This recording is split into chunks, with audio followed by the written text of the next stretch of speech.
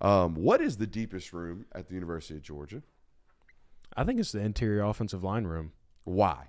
Because, I mean, and very specific, by the way. Interior-wise, yes. And I think they may not have, you maybe can't list off the most players, but I think the talent that each of these players, like Tate Ratledge, Xavier Truss, Michael Morris, Dylan Fairchild, Jared Wilson, obviously, Xavier Truss may not end up playing interior. He may end up exterior or at a tackle spot. But I think those names, guys that you can put in at the interior offensive line spots, all of those guys have an immense amount of talent. You have veteran guys that have experience now.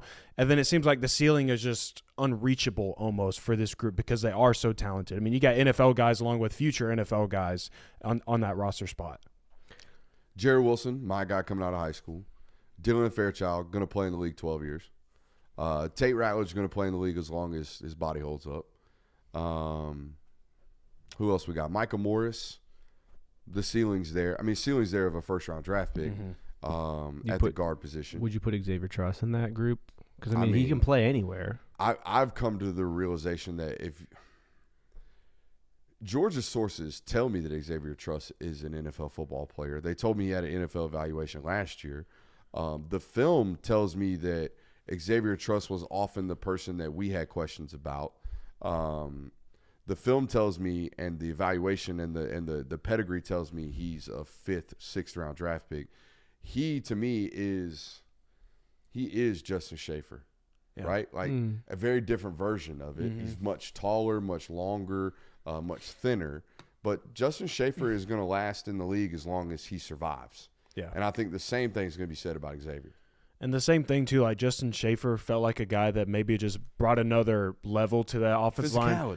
Physicality. God dang, was he physical. He just lit up the room, it felt like at times. And you know what? Maybe that's what Xavier Truss is for the room. Maybe he just kind of elevates him with him just being out there. But I just think that group of interior offensive linemen, that's a really deep room that you feel very confident going into this season. I like it. Yeah, I think the cornerback room is probably one of the deeper rooms just because you've got 5 guys fighting for one position, it feels like. I mean, in the additions you have this year, Ellis Robinson is arguably one of the most talented recruits that they've had at that position come in. So I think that's a really deep room that you can pay attention to, not because necessarily where it's oh my God, it's the most talented room by far, but there's so many players on that roster. I think that if you said, okay, at the start of the season, this guy's going to be the starter, you'd be fine with that. Or as opposed to if one guy goes down, you're okay with the next guy up. It's deep from a perspective of options.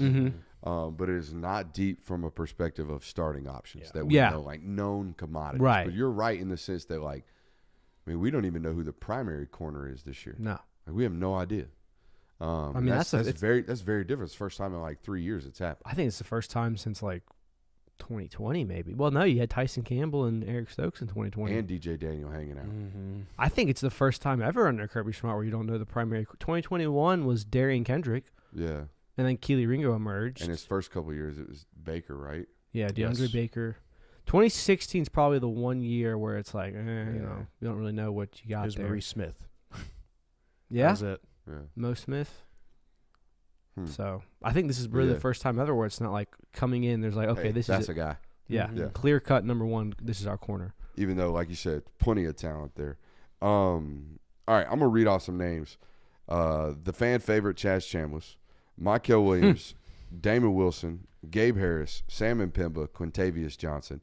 Oh, and on third downs, we got to find ways to get Jalen Walker on the field as well. What I just described is the edge position at the University of Georgia, more commonly known as Jack and Sam. Now, here is the discussion that is very different than the rooms that you two are talking about. Corner, 2 of them play at the same time. They might rotate, okay? Interior offensive line, that's 3 bodies. They definitely rotate. This position, this Jack spot, this outside linebacker spot, this edge rusher spot, the only time there's 2 of them on the field is 3rd and 12. Every other down at the University of Georgia that they're in nickel defense, there is 1 outside linebacker, 1 edge rusher on the field, which means playing time is at a drastic minimum. The most minimum on the roster other than the quarterback spot is this room. And this room arguably has the most talent in it in all of on all the field or on all the roster. Mykel Williams, 5-star. Damon Wilson, 5-star. Sam Mpemba, 5-star.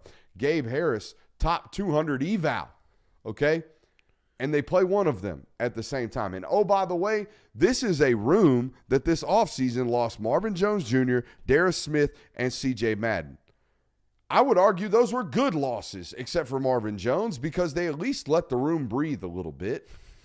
And it ain't a room that's even got air to breathe in now, even with all these bodies left. This jack spot, I think one of two things have to happen. You have to start playing more zone coverage and playing two outside linebackers on the field at the same time, play a base 3-4, which is not going to happen because modern college football requires you to play nickel. So let's just assume that. We are a nickel defense, which means 5 defensive backs on the field, which means we've only got 6 other spots remaining on the field. We know Glenn Schumann's room's getting 2 of those. Right? We know there's going to be 2 inside linebackers on the field on base downs, which takes us down to the defensive line. What I'm basically boiling this down to is, hey, this year, University of Georgia, you're either going to play Mykel Williams and Damon Wilson, or you're going to play Mykel Williams and Tyrion Ingram-Dawkins. Which one are you going to do? I don't know. On 1st and 10, we're probably going to play TID. On 2nd and 12, we're definitely playing Damon and Mykel. Right? You're going to have to start rotating bodies at a higher clip, which means you're going to have to hope other teams play slower, which really isn't an option. So I don't know. I was actually having a conversation with this or about this with sources today. I don't know what the true answers are. The true answers are this room's incredibly deep, but the way personnel football has been played now in college football, it's just the shits of it. You want to have as many great football players in that room as possible, but personnel packaging just doesn't allow us to play a bunch of them at the same time. Then I think that's why you see such an influx of the transfer portal, because you get as much talent as you can, but reality is there's only 11 spots to play, and there's only 2 or 3 spots at most at a position to use. So it makes sense to where you have these struggles of we just have too much talent. There's not enough room. It's why you see so many transfer entries from Georgia when the offseason comes. It's not because the program, Kirby Smart's losing control of the program. It's because you have so much talent and not enough reps.